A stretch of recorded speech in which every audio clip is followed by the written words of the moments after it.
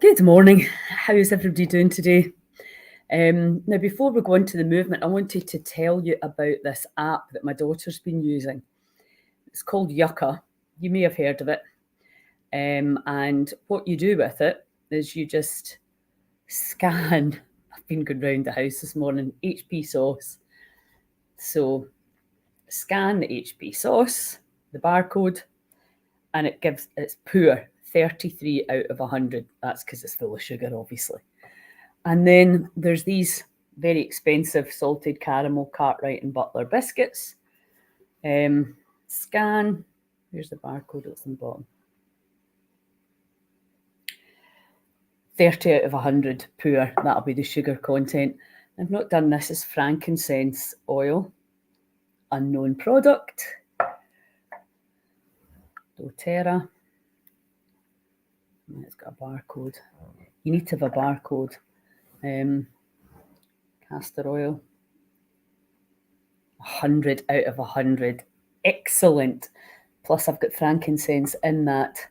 So what my daughter was saying was her kids are taking it now and going through their, because you can do it with food and you can also do it with skin body care products, so shampoos, toothpaste, etc. Now I don't know who actually rates it. I don't know exactly what the criteria is, but it's a really good tool for kids, because if you're telling them don't use that, it's not good for you, obviously they don't listen. Whereas if you can just say take the phone and check that out, and it'll tell you quite categorically. My daughter did it with a shower gel and it was 3 out of 100 because it's just luminous green, which she knew it was full of crap.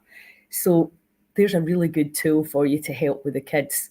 And especially, I mean, if you buy anything in a packet or a tin, you can let the app tell them how crap it is, and it seems to sink in at a different level. So let's get back to movement. Yesterday and the day before, we were talking about the neck and the shoulders. And really, an integral part of our health is our spine, because when you think about it, it's the spine that really holds the big meat suit up.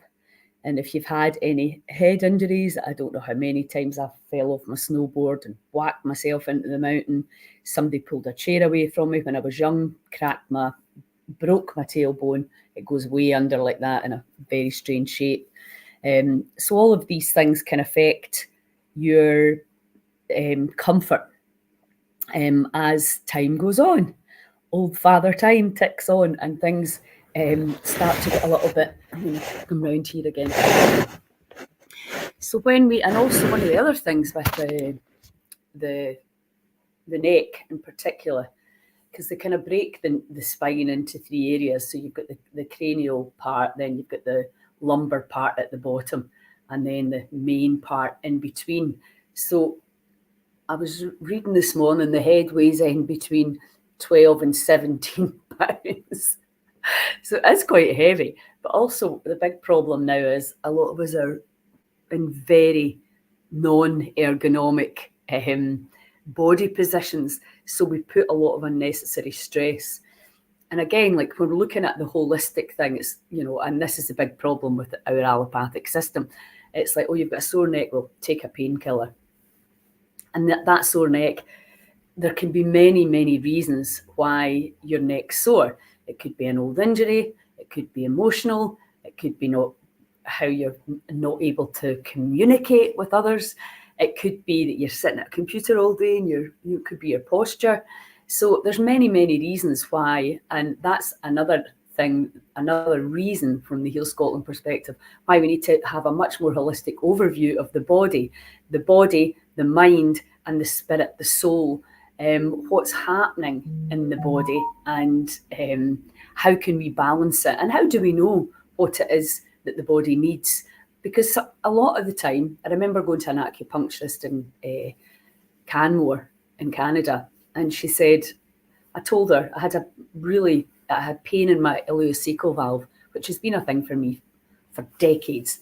And she said, I'll tell you, I'll say something to you that no doctor will say to you. I'm going to guess, and we'll try things until we get to the the root cause. And that's really so honest. I was like, I'm happy with that.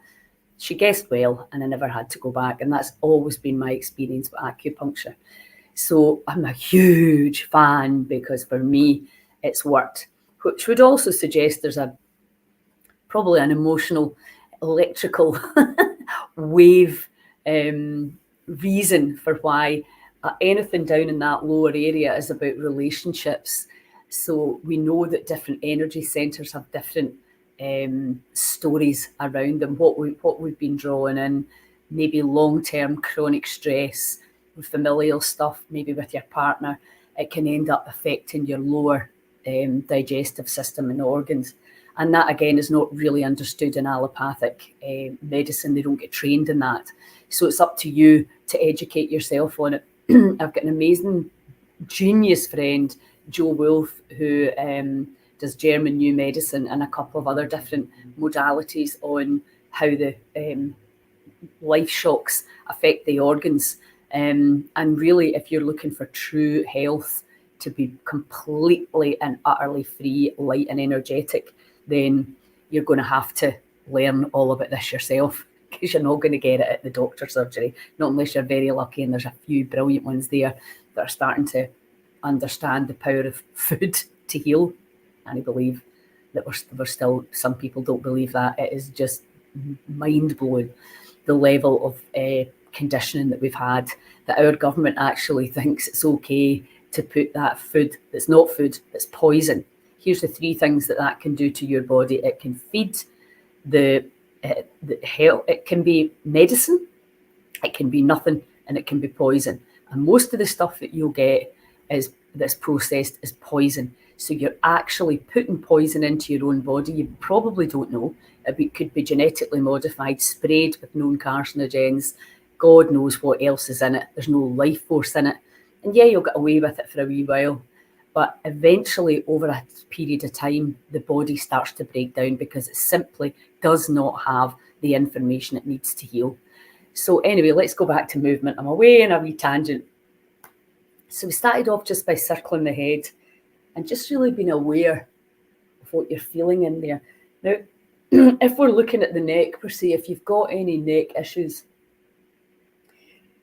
anytime you, for example, take this stretch, you're stretching this muscle, but you're automatically, the opposing muscle groups get to relax. So there's a wee message goes across. You guys let go and I'll stretch here.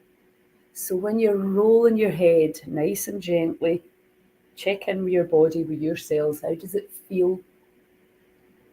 And thinking about the communication that's going on at this level. And then go the other way. And again, this is a bottleneck for toxicity.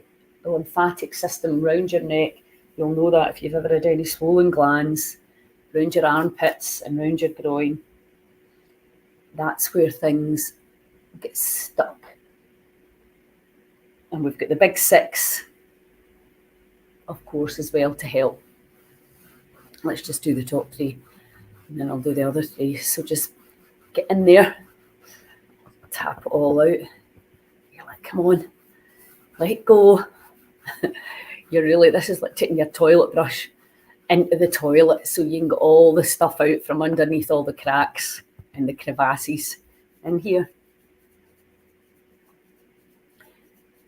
Because I keep saying every day that I'm on here, keep going. These monthly challenges are daily protocols. And we're making new habits here. And down the front of your arm. And again, use your yi, your imagination. Like, come on, we're cleaning. We're letting the light through. We're letting the energy flow.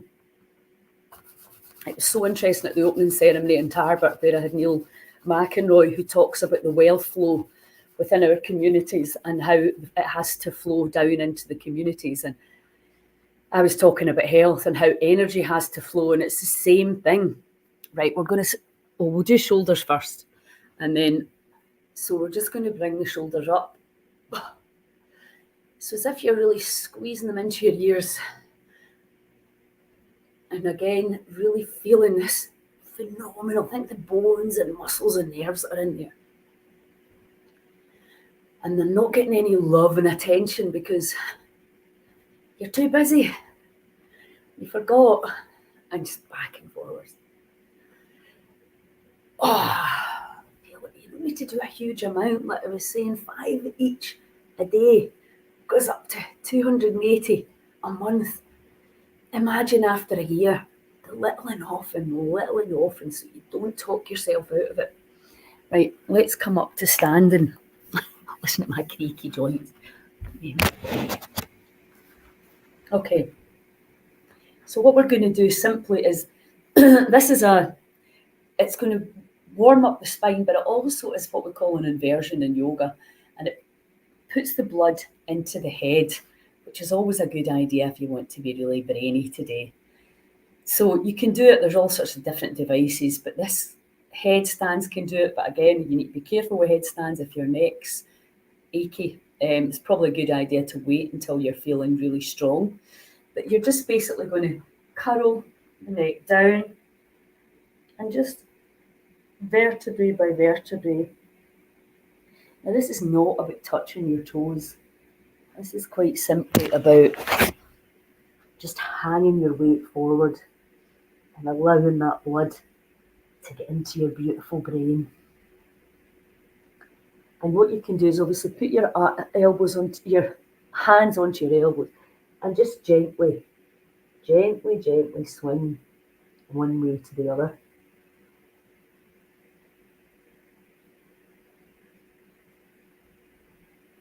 And feel where you can feel that. For me, I can feel it along here. My lower back's been a wee bit of an issue for a few years now. Sometimes it's absolutely fine, other times it's quite painful. Regardless of all the protocols that I do, it can still twinge away at me. And then again, just hanging down and slowly. Unfurl, and then the head comes up last. And let's just do one more. Just be careful of your balance. And if you can't stand up, just do this in the chair. Just go down like this and just let your head hang like that. It's a nice stretch for the neck all the way down.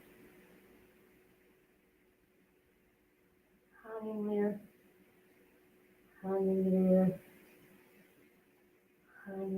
And you probably start to feel already the backs of your legs. Keep your knees a bit soft. There's no competition going on here. It's just literally waking your spine up, moving the blood around, letting the body know that you're still alive and you still want to utilise all of your faculties, uncurling all the way up. And there you go. So again, something as simple as that, really, you think things get stuck and jammed in the body exactly the same way as they do in the shower, on a bike, anything like that. Your chain can get rusty, and if you don't move it, you would oil it and you would put the pedals round, wouldn't you, to get everything moving again. And it's pretty much simple as that. You have the power to keep this baby well oiled, well hydrated, good sleep, good food, good mood. All of that makes a phenomenal difference. And again, just this small and often. And you can do yoga, Tai Chi. I'm getting a couple of dancers on to do some much more energetic stuff. It's very personal, and also it depends on how you're feeling right now.